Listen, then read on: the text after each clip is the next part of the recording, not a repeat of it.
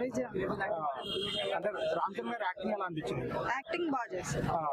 అంటే మూవీలో మైనస్ అంటే ఏమి చెప్పుకోవచ్చు? అంటే లాగ్ అనిపించింది కొంచెం, అవే సీన్స్ రిపీట్ అయినట్టు అనిపించింది. ఓకే, శంకర్ గారి మార్క్ ఏమైనా కనిపించింది మూవీలో? ఇండియన్ 2 చూసాం కాబట్టి ఇది కొంచెం ఓకే అనిపిస్తుంది అండి.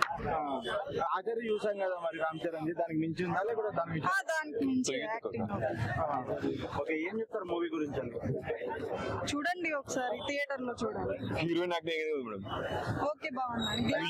తమన్ గారి మూవీ మేడం. ఓవరాల్ మూవీ ఏమంటారు? యావరేజ్. ఈ మూవీ అనేది ఇది ఏదో ఒక సినిమా తీసాను కాదు, ఇంకోటి సెంటర్ సార్ తమిళ్ కాదన్నా, ఆయన ఒక ఇండియా భారతీయుడు. ఆయన తమిళ్, తెలుగు, మలయాళం కాదు, ఆయన ఒక India director. First of all Shankar గారు ఇండియా డైరెక్టర్. అంటే మూవీ అనేది లాంగ్వేజ్ సంబంధం లేదు, అది మనసుకు సంబంధం. మనకి లాంగ్వేజ్ రాకుండా మనసుతో మూవీ చూడొచ్చు.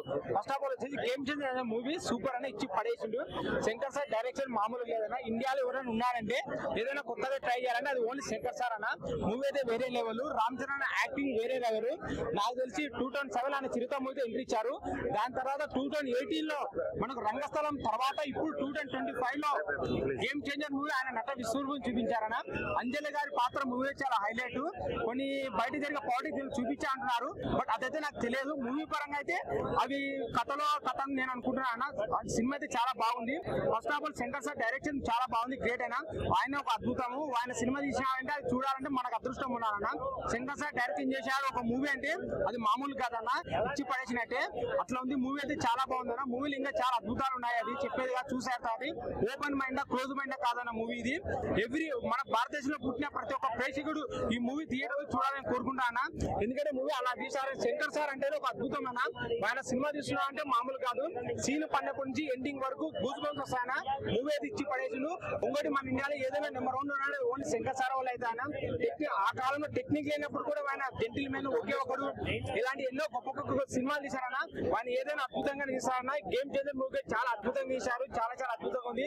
హీరోయిన్ కీరా అద్వానీ కానీ, మనకు విలన్ నట రాక్షసుడు శ్రీ హెచ్ఎస్ సూర్య గాని యాక్టింగ్ కానీ సంగీతం కానీ వేరే లెవెల్ అయినా. First of all Shankar sir direction movie చాలా బాగుంది.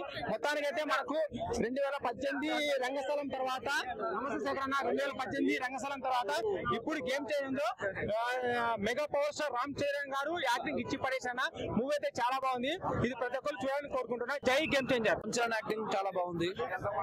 తమన్ బ్యాక్గ్రౌండ్ స్కోర్ బాగుంది. హెచ్ఎస్ సూర్య యాక్టింగ్ బాగుంది. శంకర్ అంటే ఆయనకు తగ్గట్టు ఒక వన్ టైం వాచబుల్ అంతే. పాలిటిక్స్ అంటే పవన్ కళ్యాణ్ రెఫరెన్స్ ఏం లేదు, పవన్ కళ్యాణ్ అదంతా ఏమి ఉండదు. రామ్ చరణ్ యాక్ట్ అయ్యి డబుల్ యాక్షన్ చాలా బాగుంది. ఏమనిపించదు, కానీ సేమ్ ఇప్పుడున్న పరిస్థితులు ఎట్లున్నాయి రాజకీయం అంతా తీసుకోదంతా మొత్తం చూపించారు. ఇప్పుడున్న సాంగ్స్ ఒక సాంగ్ మిస్ చేశారు, ఒక సాంగ్ పెట్టలేరు. మిగతా సాంగ్స్ అన్ని బాగున్నాయి అనిపించింది. కానీ 70-80 కోట్లు అంత పడుతుంది. వన్ టైం వచ్చింది. Thank you.